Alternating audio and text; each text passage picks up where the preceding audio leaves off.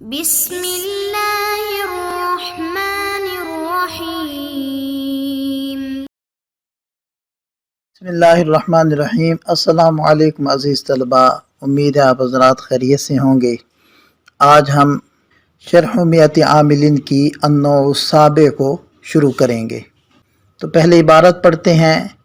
النوع السابع اسماء تجزم الفعل المضارع حال كونها مشتملة على معنى إن وتدخل على الفعلين ويكون الفعل الأول سببا للفعل الثاني ويسمى الأول شرطا والثاني جزاء فإن كان الفعلان مضارعين أو كان الأول مضارعا دون الثاني فالجزم واجب في المضارع وهي 9 أسماء من وما وأي ومتى وأينما وأنا ومهما وحيثما وإذما۔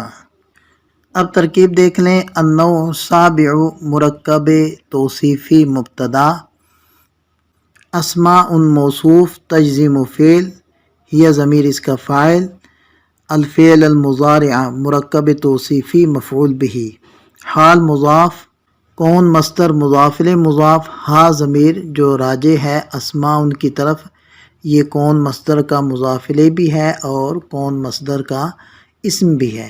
مشتملتاً صیغہ اسم فاعل، علی حرف جر، معنی مضاف، ان مضاف الیہ، مضاف الیہ سے مل کر علی کا مجرور، جار مجرور مل کر مشتملتاً کے متعلق، مشتملتاً صیغہ اسم فاعل اپنے فاعل اور متعلق سے مل کر شبہ جملہ ہو کر یہ کون مصدر کی خبر، کون مصدر اپنے مضاف الیہ اسم اور خبر سے مل کر شبہ جملہ ہو کر حال کا مضاف الیہ، مضاف الیہ سے مل کر مفعول فی ہو جائے گا تجزیم فعل کا، تجزیم فعل اپنے فاعل مفعول به اور مفعول فی سے مل کر جملہ فعلیہ خبریہ ہو کر اسماء کی صفت، موصوف اپنی صفت سے مل کر النوع السابع کی خبر، مبتدا خبر سے مل کر جملہ اسمیہ خبریہ ہو جائے گا۔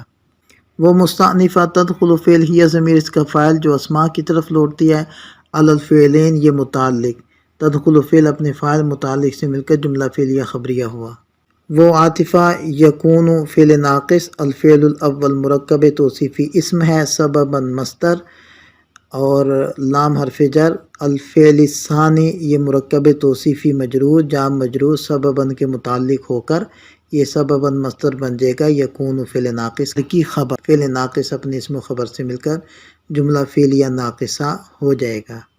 فا تفصیلیہ، ان حرف شرط، کانا فعل ناقص، الفعلان اس کا اسم، مضارعین یہ کانا کی خبر، فعل ناقص اپنے اسم و خبر سے مل کر جملہ فعلیہ ناقصہ ہو کر معطوف علیہ اور حرف عطف کانا فعل ناقص، الاول اس کا اسم، مضارعن اس کی خبر، دونا مضاف ثانی مضاف الیہ، مضاف الیہ سے مل کر مفعول فی، فعل ناقص اپنے اسم و خبر اور مفعول فی سے مل کر جملہ فعلیہ ناقصہ ہو کر معطوف علیہ معطوف مل کر شرط بن جائے گے۔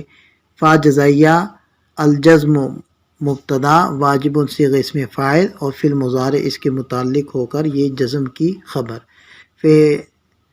الجزم مبتدا اپنی خبر سے مل کر جملہ اسمیہ خبریہ ہو کر جزا، شرط جزا سے مل کر جملہ شرطیہ جزائیہ ہو جائیں گے۔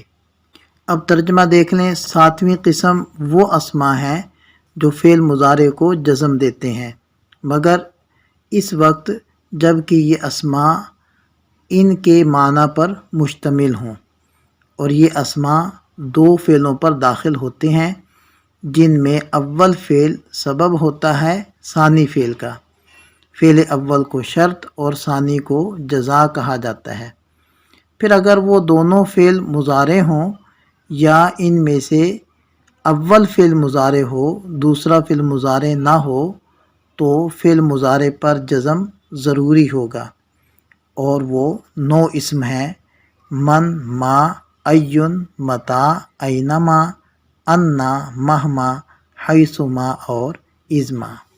اس فصل میں مصنف رحمۃ اللہ علیہ عوامل کی 7ویں قسم بیان کر رہے ہیں کہ وہ ایسے اسماء ہیں جو فعل مضارع کو جزم دیتے ہیں، لیکن کب؟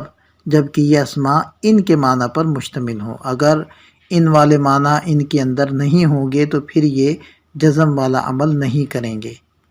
مثلا من کو آپ لے لیں، من اگر موصولہ ہو یا استفہامیہ ہو تو وہ فعل مضارع پر جزم والا عمل نہیں کرے گا، تبھی عمل کرے گا جب من شرط والے معنی کو متضمن ہو۔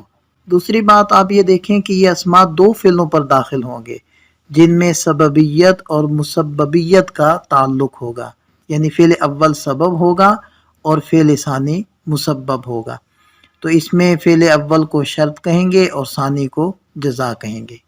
اور فعل اول کے سبب اور ثانی کے مسبب ہونے کا مطلب یہ ہے کہ فعل ثانی فعل اول کا بدلہ ہوگا اور اس سے پیدا شدہ نتیجہ ہوگا۔ پھر اگر دونوں فعل مضارع ہوں یا پہلا فعل تو مضارع ہے دوسرا مضارع نہیں ہے، دون کے معنی ہوتے ہیں تجاوز کرنا، یہاں اس کا مطلب ہے یعنی ثانی کو چھوڑ کر، یعنی دوسرا فعل مضارع نہ ہو، صرف پہلے مضارع ہو، تو دونوں حالتوں میں فعل مضارع پر جزم ضروری ہوگا۔ آج کا سبق مکمل ہوا، ملتے ہیں نئے سبق کے ساتھ، دعا میں یاد رکھیے گا۔ السلام علیکم۔